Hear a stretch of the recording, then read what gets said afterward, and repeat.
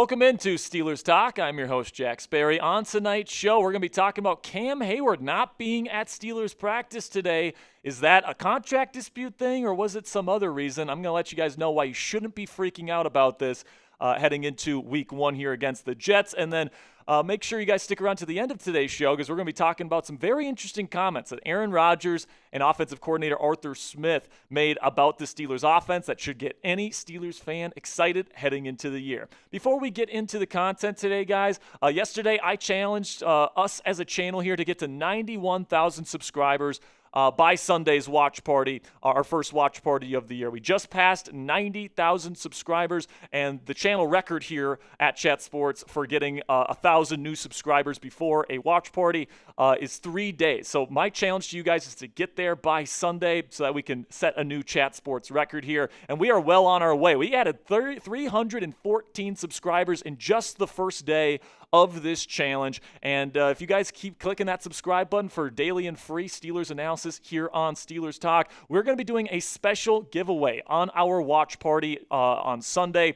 when the Pittsburgh Steelers take on the New York Jets. So if we can get 686 more subs over the weekend here by Sunday, we're going to be doing a special giveaway that we're going to be raffling off in that watch party. Speaking of that watch party, we're going to be going live at 11:30 a.m. Eastern Time, 90 minutes of pregame coverage, followed by play-by-play coverage of the entire game. Then we got post-game analysis as well for you guys to enjoy. We have the largest Steelers watch parties anywhere on YouTube for a reason, so make sure you click that subscribe button and join us Sunday to kick off the 2025 Steelers season. So let's start here with Cam Heyward, who is not at Steelers practice today in Southside Pittsburgh. Now, he has been practicing with the team over the last several weeks, ever since they got back from Latrobe, kind of indicating that he's going to play against the New York Jets, whether or not he gets the contract extension or the pay raise that he has been seeking over the last several weeks and, frankly, all offseason. Just to kind of recap you guys on what has happened to this point.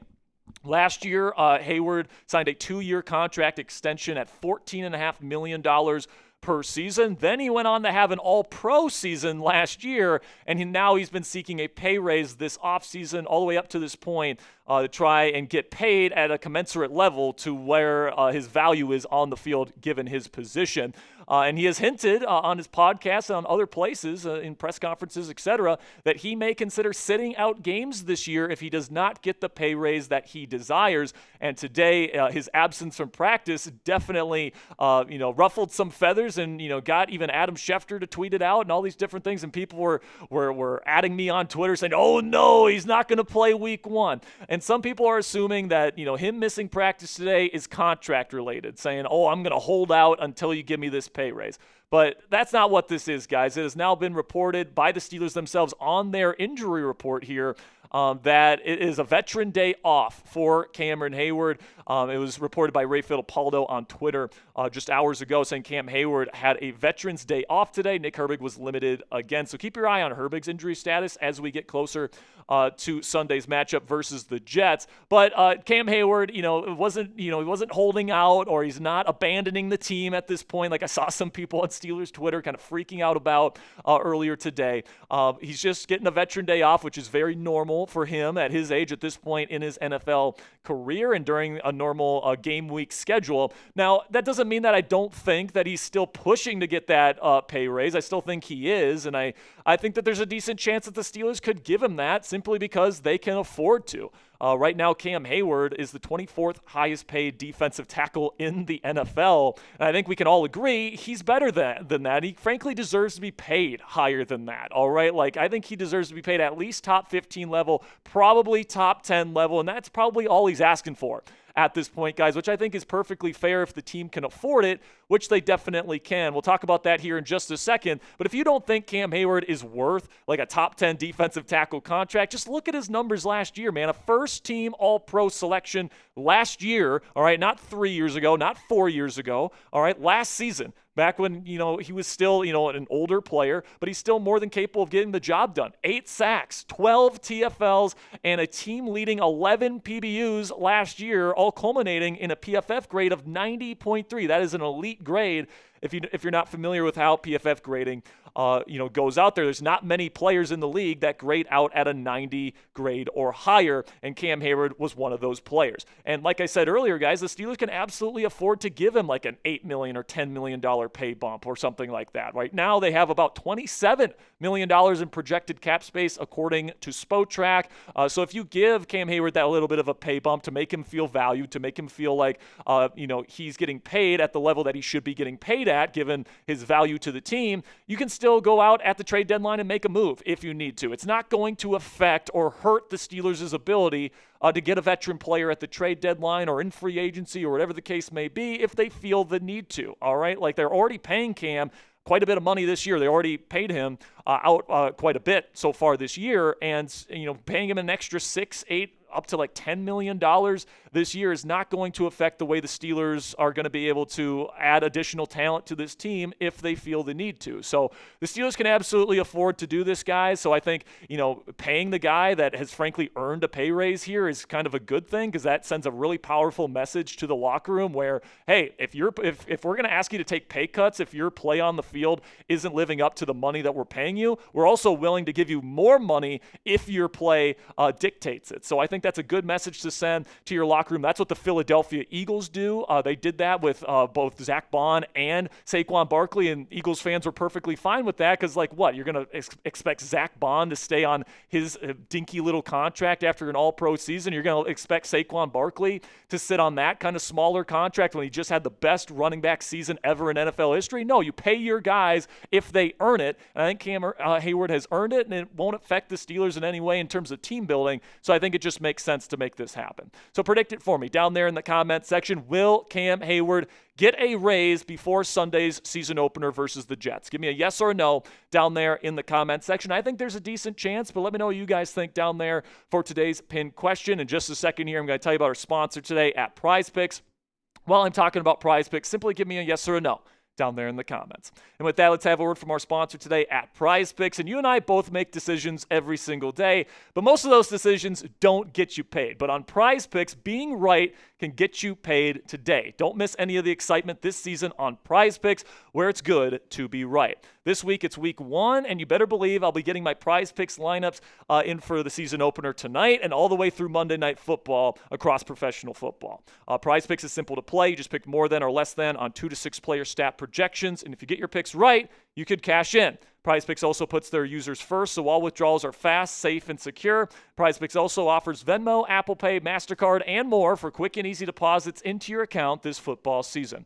And a new feature from PrizePicks that I love is injury reboots. If one of your players leaves the game in the first half with injury and doesn't return, PrizePicks won't count it as a loss. And for this weekend's game against the Jets, guys, I'm taking the more on Darnell Washington touchdowns. I think he might score the first touchdown of this season. That's my pick anyway. I'm going to take the less on Justin Fields' passing yards. Good luck going up against this Steelers pass rush, buddy. I'm going to take the more on TJ Watt's sacks. I think he gets at least 2, but I wouldn't be surprised if he puts up 3 or 4 by himself in this football game, going up against a rookie right tackle in Armin Membu and a quarterback in Justin Fields that likes to hold on to the football. So download the app today. Use code CLNS to get $50 in lineups after you play your first $5 lineup with PrizePicks today. That's code CLNS to get $50 in lineups after you play your first $5 lineup on the PrizePicks app today.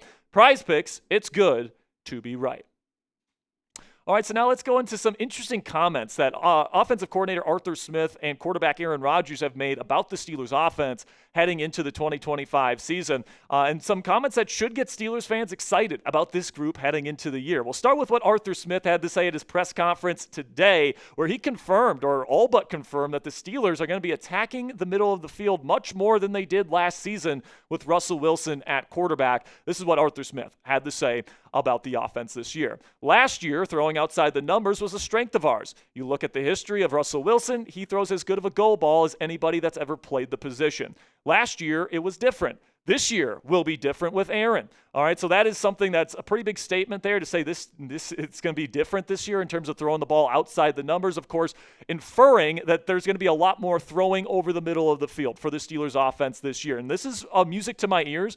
specifically, guys, because Aaron Rodgers has had the best years of his career when he's willing to target the middle of the field more often. He won 2 MVPs in an offense there with Matt LaFleur there in Green Bay that really focused on getting him to throw the ball over the middle of the field, and the production spoke for itself. And speaking of Aaron Rodgers, he seems to be pretty comfortable and pretty happy with the weapons that he has here in Pittsburgh, even if Steelers fans think we need another wide receiver. He certainly seems to disagree with that. This is what he had to say about the Steelers' offensive weaponry and personnel. There's so many different guys that can do a lot of things. There's little guys who can run around and make plays inside and out. You've got 4 very capable tight ends. You've got 3 very capable backs. You've got a really, really freaking smart center. So it seems like he likes a lot of his new Steelers teammates.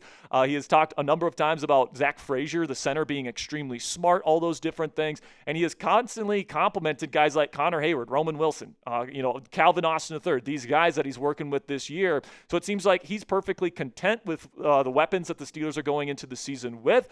And I do think, and I kind of agree with Aaron Rodgers here, that this group of weapons as a whole, when you look at wide receivers, tight ends, and running backs as a collective of weapons, looks a lot better than if you just look at wide receivers and you look at the guys that have the established production in that room. I think that, the skill sets in this room really complement each other, and I think that this can be a very successful offense this year with the guys that the Steelers have in this offense. Rodgers was particularly excited about the tight end room, where he elaborated on that group, saying it's the best tight end room I've ever been around in 21 years. We have 4 extremely capable guys. We had different runs in Green Bay where we had some great players, but just the depth that we have here with 4 guys who you feel great about having on the field at any time. So obviously, Rodgers feels really good about the tight end room. And I've been saying for weeks on this channel, guys, that I think the tight end room is really Pittsburgh's competitive advantage. They want to live in 12 and 13 personnel. That's 2 and 3 tight end sets for a majority of their early down snaps. That's how they want to stay on schedule. That's how they want to create matchup problems, because Darnell Washington in particular gives you a lot of mismatch problems in the red zone and in terms of the run game, because he's like as big of as an offensive lineman who can also catch the football. So, Darnell Washington is somebody that can really add a big-time element to this team, not to mention the receiving elements that Jonnu and Freiermuth add to this offense as well. But Aaron Rodgers specifically called out Darnell Washington in the tight end room yesterday, saying, there was a lot of conversation about, is Darnell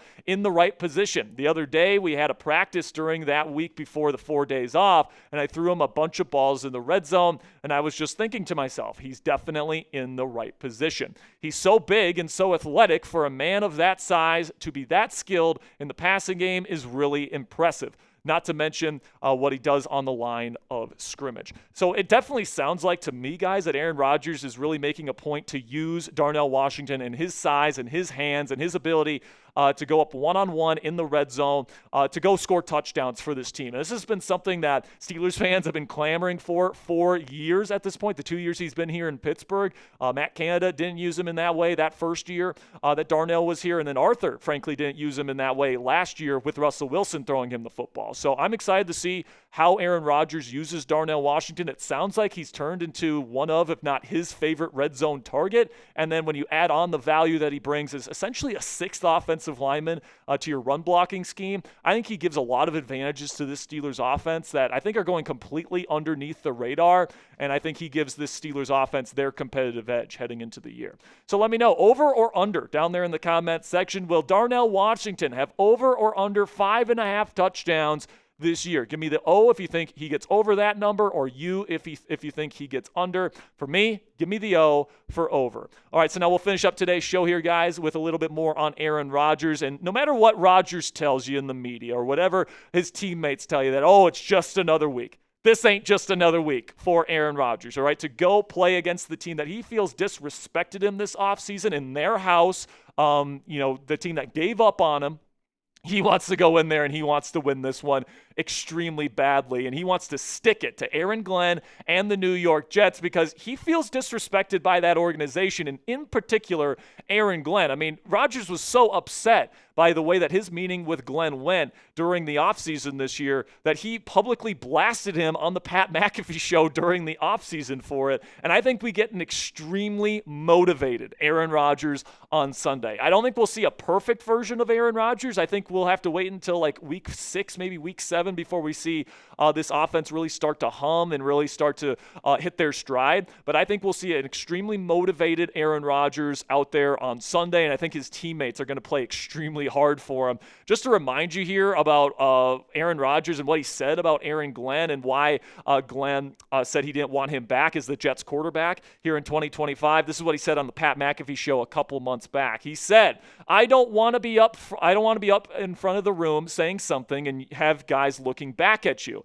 And I said, what does that even mean? Are you assuming that I would be in the back of the team meeting undermining what you're saying? And I said, you don't know me. I wasn't upset about it. I was surprised. I felt like there wasn't an ample amount of respect in that meeting. So he's definitely pissed off at Aaron Glenn and the New York Jets organization, and he desperately wants to get this W, not only because obviously you start the season 1-0 and on the right foot, and I think that he does have a little bit of a chip on his shoulder to prove people wrong outside of the Pittsburgh Steelers building and in the media. Everybody's saying the Steelers are going to stink this year, all those different things. But another thing that I think is going to really propel this team forward into Sunday is that Aaron's teammates, Pat Freiermuth, DK Metcalf, all these guys that know the kind of the turmoil that Aaron Rodgers went through and the disrespect that he felt from that organization this offseason, they want to go out and win this game for him. Just like they went out there and they got a win for Russell Wilson in Denver in week 2 last year and gave Russell Wilson the game ball, even though he didn't play a single snap. He was still dealing with his calf injury.